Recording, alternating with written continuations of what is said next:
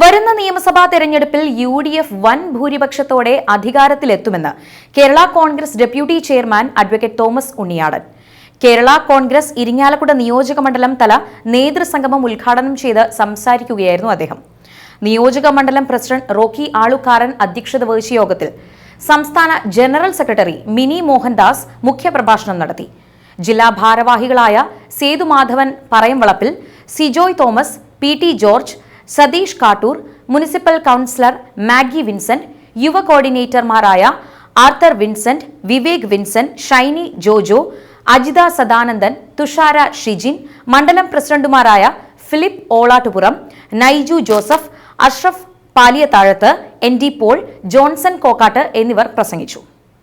നാടിൽ മതേതരത്വം കാത്തുസൂക്ഷിക്കാൻ നാടിന്റെ മുക്കിലും മൂലയും വളരെ വലിയ നിലയിലുള്ള വികസനത്തിൻ്റെതായിട്ടുള്ള വലിയ പരിഷ്കാരങ്ങൾ വരുത്താൻ ഐക്യ ജനാധിപത്യ മുന്നണിക്ക് കമ്മ്യൂണിസ്റ്റ് പാർട്ടിയേക്കാൾ ഇടതുപക്ഷ ജനാധിപത്യ മുന്നണിയേക്കാൾ ചെയ്യാൻ കഴിയുമെന്ന് ബോധ്യപ്പെടുത്തിക്കൊടുത്തു.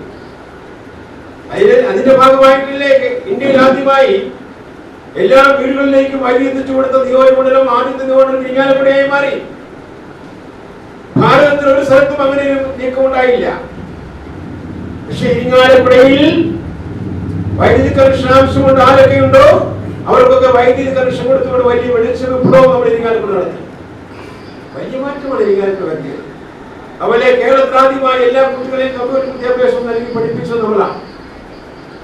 അങ്ങനെ എത്രയും വികസനങ്ങൾ, റോഡുകൾ, പാലങ്ങൾ, കെട്ടിടങ്ങൾ, ഓഫീസുകൾ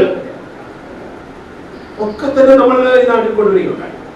ഇപ്പോൾ വലിയ നിലയിൽ കൊട്ടിഘോഷിക്കുന്ന ഗാണ ചന്തക്കുന്ന് വികസനം നമ്മൾ MLA ആയിരുന്നപ്പോൾ ഉമ്മൻചാണ്ടി ഗവൺമെന്റ് കാലഘട്ടത്തിൽ നമ്മൾ ASM TS വാങ്ങി, നമ്മൾ തുക 11 കോടി രൂപ വാങ്ങി വികസനത്തിന് ആവശ്യമാകുന്ന അക്വയർമെന്റ് വരെ രജിസ്ട്രേഷൻ നമ്മൾ തുടങ്ങി വെച്ച പദ്ധതിയാണ്.